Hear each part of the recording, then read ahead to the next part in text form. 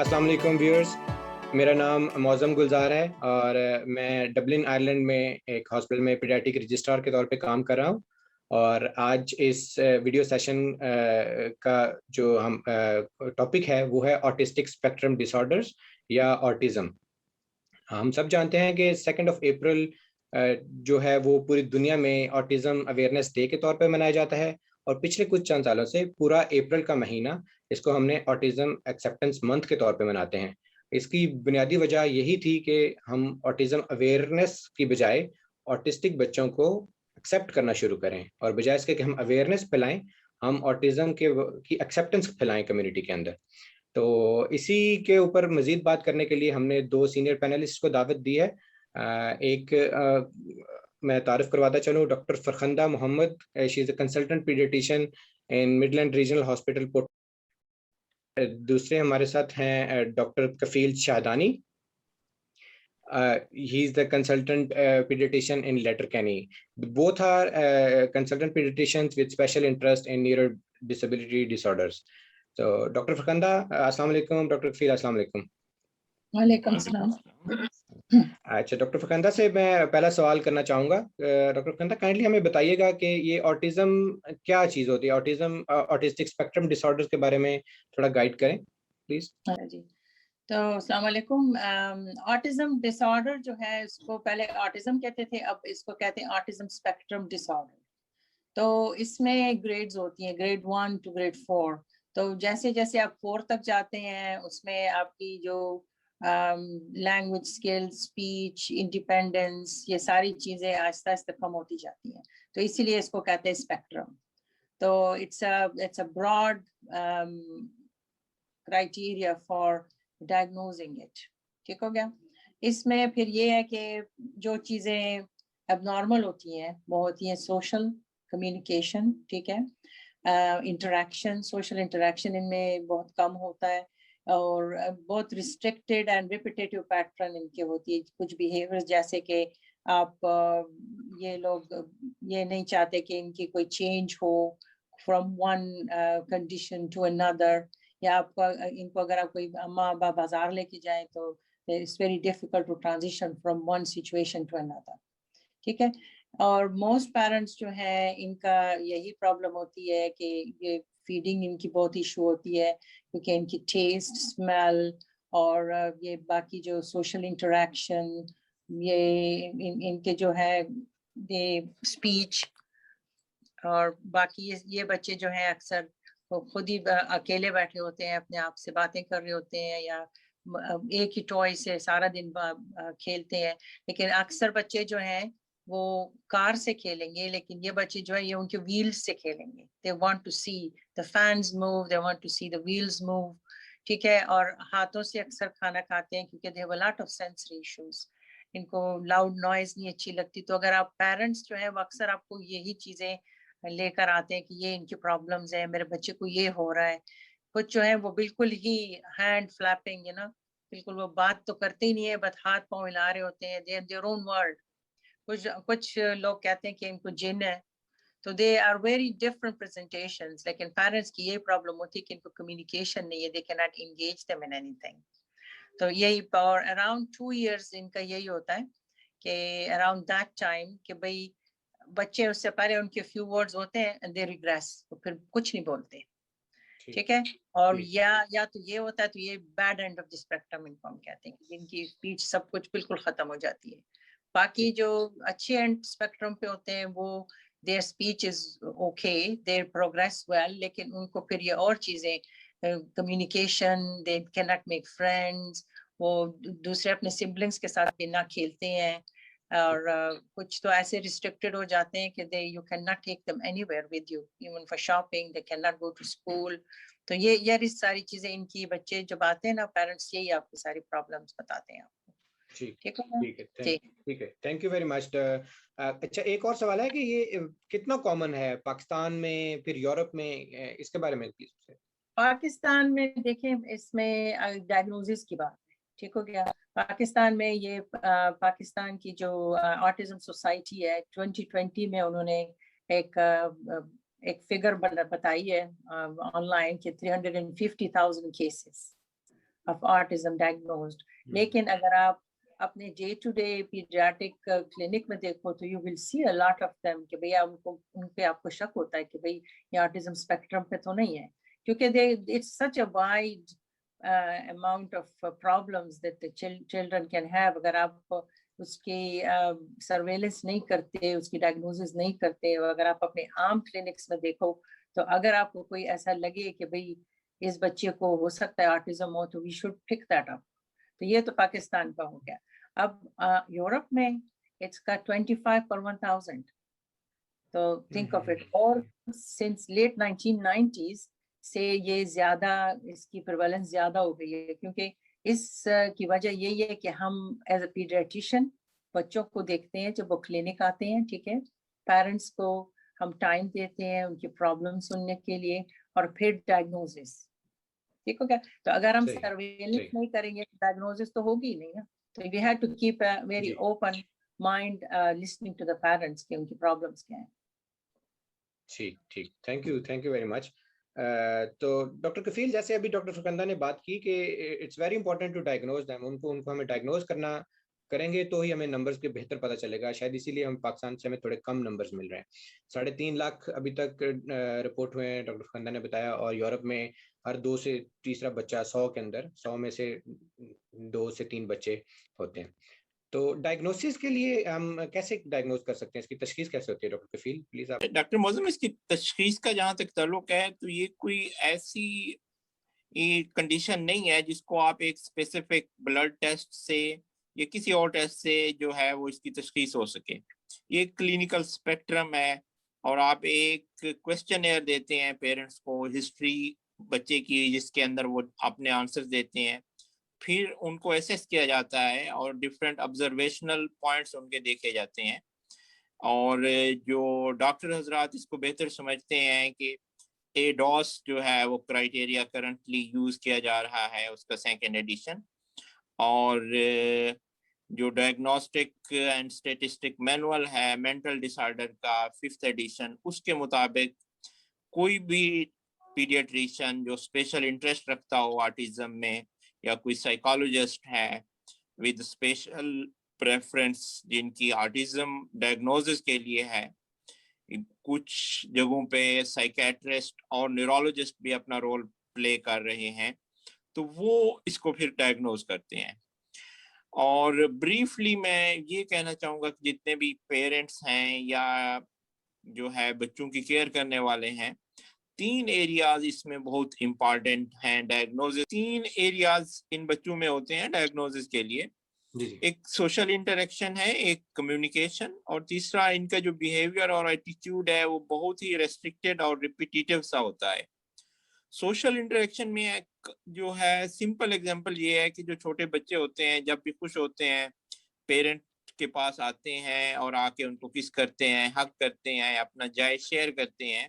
इन बच्चों में ये प्रॉब्लम होता है कि ये इस तरह का बिहेवियर इनमें नहीं होता, ना ये इनिशिएट कर सकते हैं, ना इसको इसी तरह ये मेंटेन कर सकते हैं। दूसरा इसी से रिलेटेड ये है कि जब बच्चों को कोई खौफ होता है, किसी स्ट्रेंजर से एंजाइटी हो रही हो, तो ये भागते हैं केयर गिवर के पास और माँ के पास। ये वाले बच्चे जो है इस तरह की चीज भी नहीं रखते। कम्युनिकेशन में अगर हम आ जाएं तो ना तो इनकी वर्बल कम्युनिकेशन और ना ही नॉन वर्बल कम्युनिकेशन इन बच्चों में प्रॉपर डेवलप होती है। मिसाल के तौर पर ये इनको कोई चीज चाहिए तो ये इशारा भी नहीं करेंगे, तो पेरेंट्स को पुश करेंगे उस तरफ लेके जाके और फिर उनका हाथ रखेंगे कि इनको ये चीज इस तरह से चाहिए। और डिफरेंट गेस्चर्स जो होते हैं स्पीच के अंदर, ये उसको भी इंटरप्रेट नहीं कर सकते कि कोई बंदा गुस्से में है, उसकी टोन ठीक है, वो मुझे क्या कहना चाह रहा है, इशारे में कुछ बताना चाह रहा है। आई कांटेक्ट इवन अपना ये मेंटेन नहीं रखते। तो ये जो वर्बल और नॉन वर्बल कम्युनिकेशन के गैप्स है इन बच्चों में, वो भी बहुत ज्यादा पाया जाता है। तीसरा एरिया आ जाता है डायग्नोसिस के लिहाज से रिपीटेटिव और रेस्ट्रिक्टिव पैटर्न्स का, जो कि बिहेवियर में और इंटरेस्ट्स में आपको मिलता है। ये बच्चा फर्ज करें सुबह के टाइम उठेगा तो उसकी अपनी ही एक रूटीन होगी। फर्ज करें एक टॉय है, एक चीज उसने खानी है, तो उसी के ऊपर ही वो जो है वो अड़ा रहेगा और उसको चेंज करने पे रेजिस्ट करेगा। सो सेम थिंग्स रिपीट करने में इनके लिए इजी होता है, और जैसे ही आप इनकी रूटीन को चेंज करने की कोशिश करते हैं तो ये बच्चे बहुत ज्यादा रेजिस्ट करते हैं। इनके जो प्ले होते हैं वो भी बड़े स्पेसिफिक से होते हैं, जैसे डॉक्टर फरखांदा ने कहा, अगर एक खिलौने से खेल रहे हैं तो उसी में एक स्पेसिफिक चीज को बार बार जो है वो, जैसे व्हील है उसको वो घुमाते रहेंगे। और इसी तरह खाने में इनको फिर इसी तरह मसला होता है कि एक स्पेसिफिक पैटर्न इनका होगा, उसी पैटर्न से उसी चीज को उसी तरह खाएंगे, और उससे बैर जो है इनको लेके आना बहुत मुश्किल हो जाता है। और ये वाले जो फीचर्स हैं ये DSM-5 के हिसाब से किसी और डिजीज को एक्सप्लेन ना करें, और इनकी वजह से इनका जो फंक्शन है वो इम्पेयर हो रहा हो, क्वालिटी ऑफ लाइफ डिस्टर्ब हो रही हो, फिर हम इनको लेबल कर सकते हैं कि बच्चे को ऑटिस्टिक स्पेक्ट्रम डिसऑर्डर है। ठीक ठीक ठीक, थैंक यू जी, आपने, थैंक यू डॉक्टर कफील, आपने बहुत डिटेल से बताया। अच्छा, इसमें जो क्लिनिकल फाइंडिंग्स जो हमारे डॉक्टर्स के लिए थोड़ा सा बताइएगा कि कोई जब हम मुआयना करते हैं बच्चे का, एग्जाम करते हैं, क्लिनिकल एग्जाम, उसके ऊपर कोई पर्टिकुलर फाइंडिंग्स हमें मिल सकती हैं या कोई सिंड्रोम्स के साथ एसोसिएटेड होते हैं ये? डॉक्टर मौजम, ऐसा है कि इन बच्चों के अंदर काफी सारी एसोसिएटेड जो हैं वो प्रॉब्लम होती हैं, जैसे इंटेलेक्चुअल डिसेबिलिटी है, साइकोसोशल इश्यूज हैं, और दूसरा ये कि कुछ सिंड्रोम्स हैं जिनके अंदर आपको आर्टिस्टिक ट्रेट बहुत ज्यादा मिलेगा, यानी कि जो आर्टिज्म वाला क्राइटेरिया है वो बहुत सारी अदर मेडिकल कंडीशन के अंदर फुलफिल करता है। फॉर एग्जांपल, आप जो मेडिकल डॉक्टर्स हैं उन्होंने नाम सुना होगा ट्यूबरस स्क्लेरोसिस का, जिसे आजकल ट्यूबरस स्क्लेरोसिस कॉम्प्लेक्स कहा जाता है। तो ये जो बच्चे होते हैं उनमें 40% बच्चों में आर्टिस्टिक स्पेक्ट्रम पाया जाता है। सिमिलरली फ्रेजाइल एक्स सिंड्रोम एक और कॉमन जो है कंजेनिटल या इनहेरिटेड डिजीज है डेवलपमेंटल डिले की, जिसे कि पहले मेंटल डिसऑर्डर कहा जाता था। तो इन बच्चों में भी आपको 30% तक, 18 to 30% तक आपको ये बच्चे मिल सकते हैं। इसी तरह कुछ और डिसऑर्डर्स हैं, इवन डाउन सिंड्रोम के अंदर कुछ स्टडीज के अंदर 15% तक प्रिवेलेंस है। तो जो एसोसिएटेड प्रॉब्लम है उनमें इंटेलेक्चुअल डिसेबिलिटी है, फिर एंजाइटी है, अटेंशन स्पैन इनका ज्यादा नहीं होता, इजीली डिस्ट्रैक्टेबल हो जाते हैं, डिप्रेशन है, और नॉन जो है साइकोलॉजी रिलेटेड जो इनके अंदर प्रॉब्लम हो सकते हैं, मेडिकल एपिलेप्सी है, इनको जो है सीजर्स हो सकते हैं, और इनको खाने पीने में रेस्ट्रिक्टेड पैटर्न्स इनके होते हैं। ठीक है, और आप मेरे ख्याल में और आगे आप क्वेश्चन करें, मैंने ज्यादा टाइम ले लिया शायद। जी जी बिल्कुल, बस वो अगला क्वेश्चन वही था मेरा कि साइकोलॉजिकल मसाइल के अलावा जो क्वेश्चन है, जैसे उसमें आपने बताया कि एपिलेप्सी हो सकती है, फूड टेक्सचर की वजह से खाने का मसला हो सकता है, सेंसरी इश्यूज हो सकते हैं, तो वो बिल्कुल आपने बता दिया।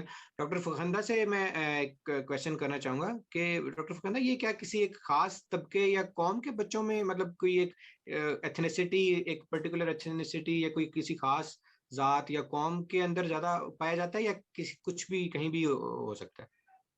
नहीं, इसका कोई खास नहीं है, ये it can be happen in any ethnicity, any race, any country, इसमें इसका कोई नहीं है। लेकिन पैथोजेनेसिस में इट्स वेरी इनकम्प्लीटली अंडरस्टूड, तो उसमें उन्होंने कहा है कि जेनेटिक भी हो सकता है, इसमें न्यूरोबायोलॉजिक और इंक्रीज पेरेंटल एज की वजह से भी हो सकता है, लेकिन there is no clear cut what causes this.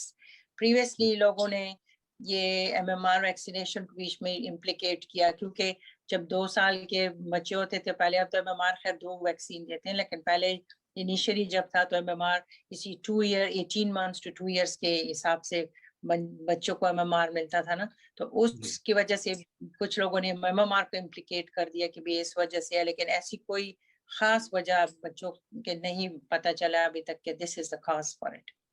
ठीक है, ये आपने दो इम्पोर्टेंट पॉइंट्स बताए हैं कि एक तो इसका कि किसी खास तबके कौम से ताल्लुक नहीं है, और दूसरा कि ये जो हिफाजती टीके हैं, वैक्सीनेशन है, इसका कोई ताल्लुक नहीं है ऑटिज्म से। तो ये हमारी मिसकंसेप्शन क्लियर कर दी, थैंक यू वेरी मच। अच्छा डॉक्टर कफील, आप बात कर रहे थे कि फूड टेक्सचर का मसला होता है, बच्चे बहुत पिकी ईटर होते हैं, तो खुराक की कमी की वजह से या कोई अगर किसी खास किस्म की सिर्फ वो खुराक ले रहे हैं तो उससे किसी चीज की कमी भी हो सकती है, उसके लिए पेरेंट्स को क्या करना चाहिए? अच्छा, इनके ना रेस्ट्रिक्टेड पैटर्न की वजह से आपको दोनों पैटर्न मिल सकते हैं। ये बच्चे ना खाने की वजह से, कम खाने की वजह से कमजोर हो सकते हैं, इनका वेट कम हो सकता है, न्यूट्रिशनल डेफिशिएंसीज हो सकती हैं। और दूसरा स्पेक्ट्रम आपको ये भी मिल सकता है कि ये चूंकि एक स्पेसिफिक चीज पसंद करते हैं और उसी को ही खाएंगे, बाकी चीजें नहीं खाएंगे, तो इनका वेट बढ़ भी सकता है और ये ओबीज भी हो सकते हैं। लेकिन कॉमन जो ऑब्जर्वेशन है वो पहले वाले ग्रुप में ज्यादा है। ठीक। फॉर एग्जाम्पल, अक्सर पेरेंट्स कहते हैं कि जी मेरा बच्चा सिर्फ चिप्स ही खाता है, तो चिप्स के अलावा मैं जितने भी कोशिश करती हूँ ये कोई फ्रूट्स वगैरह नहीं खाता। और उसकी वजह से फिर इनके अंदर न्यूट्रिशनल डेफिशिएंसीज, स्पेशली जो है ना अनीमिया, विटामिन डी, ये चीजें हमें जहन में रखनी चाहिए। अगर ये जो खुराक ले रहे हैं वो न्यूट्रिशनली डेफिशिएंट अगर है तो। और ठीक। इन बच्चों में बहुत मुश्किल होता है फूड एलर्जीज के लिए भी इनको टेस्ट करना। अगर फॉर एग्जांपल किसी एक फूड से प्रिज्यूमेबली या पेरेंट्स ने समझा कि इसको एलर्जी हो रही है, तो वो उसकी डाइट से उस चीज को निकाल लेंगे। और स्टैंडर्ड टेस्ट जो होंगे, स्किन प्रिक टेस्ट है या ब्लड टेस्ट है, वो इन बच्चों में हो नहीं सकता। तो उसकी वजह से जो है डिफरेंट ऑडिट्स जो हुए हैं इन बच्चों में, तो उसकी वजह से भी ये बहुत ज्यादा न्यूट्रिशनली डिप्राइव्ड हो जाते हैं। तो पेरेंट्स भी कुछ चीजें रोक लेते हैं इनसे। तो पीरियडिकली इनको असेस जरूर करना चाहिए ग्रोथ पैरामीटर्स के लिए। और अगर इनकी खुराक अप्रोप्रिएट नहीं है तो पेरेंट्स को कोशिश करनी चाहिए कि इनके पैटर्न के, इनके चॉइस के मुताबिक चीज की कंसिस्टेंसी चेंज करके इनको न्यूट्रिशनली जो है वो रिच खुराक दी जाए। जी बिल्कुल, थैंक यू। और इसमें जैसे अभी हमने पिछले कुछ मिनटों में जाना है कि बहुत सारी चीज़ें, खुराक का भी मसला हो सकता है, एपिलेप्सी का भी मसला हो सकता है, वैसे साइकोलॉजिकल मसले होते हैं बच्चों को, तो इसको फिर मैनेज कैसे किया जाता है? क्या-क्या मैनेजमेंट ऑप्शंस, और सिर्फ डॉक्टरी इलाज होता है या डॉक्टर के साथ कुछ और, जैसे कोई और हमारे प्रोफेशनल्स होते हैं, या किस तरह हम इसको मैनेज करेंगे? अच्छा, यहाँ पे इन कंट्रीज के अंदर, जो यूरोपियन कंट्रीज हैं, यहाँ पे तो एक प्रॉपर अर्ली इंटरवेंशन टीम होती है जिसके अंदर साइकोलॉजिस्ट होता है, फिजियोथेरापी का डिपार्टमेंट है, फिर ऑक्यूपेशनल थेरापी है, स्पीच एंड लैंग्वेज थेरापी है, और सोशल वर्कर हैं। तो ये पूरी एक 5-6 डिफरेंट स्पेशलिटीज की टीम बन जाती है। ये लोग इसको असेस करते हैं, इसकी डायग्नोसिस होती है और फिर प्रॉपरली इनको जो है वो सपोर्ट मिलती है। आइडियली तो यही होना चाहिए। लेकिन जहाँ, जिन कंट्रीज में रिसोर्सेज नहीं है, तो वहाँ हमें जो है ये सोच के कि हमारे पास रिसोर्सेज नहीं है तो इनका कोई इलाज ही नहीं हो सकता, ऐसे हमें नहीं सोचना चाहिए। जो अवेलेबल रिसोर्सेज हैं हमारे पास, for example speech and language therapist जहाँ पे अवेलेबल हैं, तो स्पीच एंड लैंग्वेज थेरापी इनकी जो है वो कंटिन्यू की जाए। जहाँ पे स्पेशल स्कूल्स या यूनिट्स अवेलेबल हैं और कुछ टीचर्स जो हैं वो इसका एक्सपीरियंस रखते हैं इन बच्चों को सपोर्ट और केयर देने के लिए, उनकी फैसिलिटीज ली जा सकती हैं। फिजियोथेरापी अब बहुत एस्टेब्लिश्ड हो गया है पाकिस्तान में। इसी तरह जो है, जो डिफरेंट सोसाइटीज हैं जिसके अंदर सोशल वर्क करने वाले लोग हैं, अगर उनको अवेयरनेस दी जाए और पेरेंट्स को सपोर्ट किया जाए, तो ये बच्चे जो निग्लेक्ट हो रहे हैं इनकी जो है देखभाल में काफी इम्प्रूवमेंट लाई जा सकती है। ठीक, ठीक, थैंक फिर यू। जो स्पेसिफिक एरियाज आ जाते हैं मेडिकल से रिलेटेड, फॉर एग्जांपल अगर किसी बच्चे को एपिलेप्सी हुई है तो उसको उसी के मुताबिक फिर उसकी फर्दर इन्वेस्टिगेशन, उसकी ईईजी होनी है उसकी। इन बच्चों में एक और चीज होती है कि ये स्टेरिंग एपिसोड्स, जिसको हम मेडिकल की टर्म में एब्सेंस सीजर कहते हैं, ये उस तरह का एटीट्यूड रखते हैं, बिहेवियरल इनके अंदर प्रॉब्लम होते हैं, जो कि सीजर नहीं होते लेकिन लगता ऐसे है कि जैसे बच्चे को एपिलेप्सी है। तो रूटीनली इनके जो है हम ईईजी नहीं कराते हैं, रूटीनली कोई और टेस्ट नहीं कराते। लेकिन अगर किसी भी बच्चे में हमें क्लिनिकल फाइंडिंग और ऑब्जर्वेशन के बाद हमने उसकी डायग्नोसिस अगर कर ली है, तो मिनिमम लेवल पे जो हम टेस्ट कराते हैं, तो उसमें जेनेटिक टेस्ट, आजकल उसको माइक्रो एरे कहा जाता है, जो भी कॉमन स्क्रीनिंग टेस्ट समझा जाता है, और फ्रेजाइल एक्स, ये 2 टेस्ट जो है जेनेटिक टेस्ट में हम लोग करते हैं। और डिफरेंट स्टेटिस्टिक्स में ये भी चीज आई है कि ऑलमोस्ट 5% बच्चों में मेटाबॉलिक डिसऑर्डर्स हो सकते हैं। तो रूटीन में आप जो है प्लाज्मा इम्यूनो एसिड्स, यूरिन के अंदर ऑर्गेनिक एसिड, अमोनिया, ये बेसिक टेस्ट कर सकते हैं। उस सूरत में अगर आपको बच्चे के क्लिनिकल फीचर्स ऐसे लगे कि इसको कोई मेटाबॉलिक डिसऑर्डर हो सकता है। फॉर एग्जांपल जो मेरे डॉक्टर्स कोलीग्स हैं जो मेरी बात सुन रहे हैं, अगर उनके अंदर डिफरेंट ऑर्गेनोमेगेली है, फेशियल फीचर उनके सस्पेक्ट करते हैं, बच्चे को उसकी टोन कम है और शुगर उसकी लो हो रही है, छोटे मोटे इन्फेक्शन से जो है वो बार बार वोमिटिंग करता है, तो ये डिफरेंट फीचर्स इंडिकेट करते हैं मेटाबॉलिक डिसऑर्डर्स की तरफ। इस सूरत में हमें मेटाबॉलिक जो है स्क्रीन करना चाहिए, अदरवाइज इसकी यील्ड नहीं है। सिमिलरली रूटीन एमआरआई का भी कोई फायदा नहीं है अगर हम सस्पेक्ट नहीं कर रहे कोई अदर सिंड्रोम या कोई अदर न्यूरोलॉजिकल डिसऑर्डर, तो रूटीन एमआरआई का भी फायदा नहीं है। ठीक है, थैंक यू जी, ठीक। अच्छा डॉक्टर फरखाना, आपसे एक और सवाल है कि क्या इस बीमारी का जिन और आसेब के किसी साए से उस वो भी कोई ताल्लुक होता है इसका? पाकिस्तान में जैसे कुछ लोग इस तरह की शुबात में पढ़ के फिर वो बच्चों को किसी दम वाले के पास या जिन निकालने वाले के पास ले जाते हैं। वहाँ कई दफ़ा बच्चों को मारा पीटा भी जाता है जिन निकालने के लिए, जो कई दफ़ा बहुत ज़्यादा खतरनाक भी साबित हो सकता है। तो इसके बारे में प्लीज़ थोड़ा सा गाइड कीजिएगा हमें। ये लोगों के तहमात हैं, इसमें कोई रियलिटी नहीं है। क्योंकि अगर यही सारे जो ये लोग इतना अपना टाइम उस पे ज़ाया करते हैं कि बाबा के पास जा रहे हैं, उतना पैसा ये लगाते हैं उन चीज़ों पे, अगर वही पैसा अगर ये लोग अपने बच्चे की सही education, speech and language, books उनके लिए लें, या जिन बच्चों को कंप्यूटर अच्छे लगते हैं वो, या उन चीजों पे अगर पैसे लगाएं तो that's more fruitful rather than taking them to somebody कि भाई वो उसका जिन निकालें। there's nothing else going on कि ये बच्चे अक्सर और लोग और बच्चों से ज्यादा ज़हीन होते हैं। they're very good in maths, they're very good in art, you know, इनकी जो है ना वो कैलकुलेटिव पावर जो है बाकी बच्चों से बहुत अच्छी होती है। तो अगर हम इनकी वीकनेसेस जो है इनके स्ट्रेंथ से उसको हटाएं उनके कंडीशन से, तो that's the way forward for their intervention. कि भाई अगर बच्चे को देखो कि इसकी स्ट्रेंथ क्या है, इसकी स्ट्रेंथ मैथ्स में है, इसकी स्ट्रेंथ आर्ट में है, उसी से इस बच्चे की जो बाकी इंटेलेक्चुअल एबिलिटी और ये चीजें जो है ना, उससे we use their strengths to improve their weaknesses. So ये होना चाहिए rather than going to jinn and going to baba. That is not the way forward. हालांकि हमें पता है कि there is no cure, लेकिन एज के साथ ये बात बहुत सारे बच्चे ठीक भी हो जाते हैं, तो they can manage school, they can manage self care. तो हम अगर बच्चे पे ज्यादा टाइम लगाएं कि भाई this is the way, और जितना जल्दी हम ये काम शुरू करें, that's the way forward. ठीक है, थैंक यू। मैंने आप लोगों का काफी टाइम ले लिया, बस इसको अब हम समराइज करते हैं। काइंडली हमें डॉक्टर फरखाना ये इंटरवेंशंस एंड गोल्स जो है ना ऑटिस्टिक बच्चे के लिए और इनकी मैनेजमेंट के लिए, जो जो सब ऑटिस्टिक बच्चे हैं हमारी दुनिया में, पाकिस्तान में, यूरोप में, तो स्पेशली पाकिस्तान में, तो उनकी क्या इंटरवेंशंस और गोल्स को समराइज कर दीजिए प्लीज हमारे लिए। तो द मेन गोल्स जो है ना 5-6 गोल्स हैं इसके, ठीक है। हमने फंक्शनिंग और प्ले स्किल्स इंप्रूव करनी है बच्चे की, ठीक है। हमने कम्युनिकेशन स्किल्स इंप्रूव करनी है।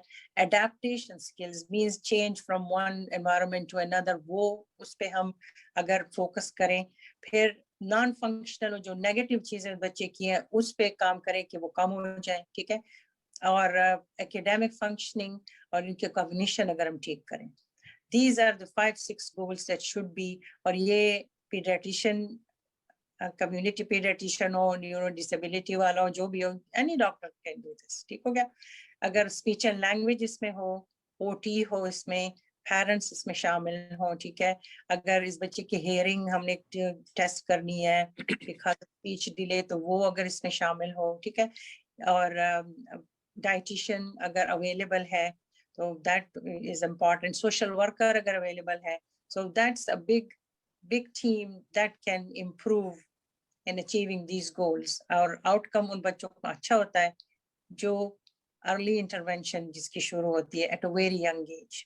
अब फर्ज करें इस बच्चे को अब 18 मंथ्स पे इसके माँ बाप लेके आए कि भाई ये इसको ये सारी चीजें हैं, यू सस्पेक्ट कि इसको ऑटिज्म चल रहा है भाई, तो you try to organize all these investigations. अगर आपने करनी है, आपने इंटरवेंशन करनी है जिसमें स्पीच एंड लैंग्वेज है, साइकोलॉजी है, व्हाटएवर इज अवेलेबल, और अम्मा बाप को समझाएं कि भाई these are the areas you can help your child with.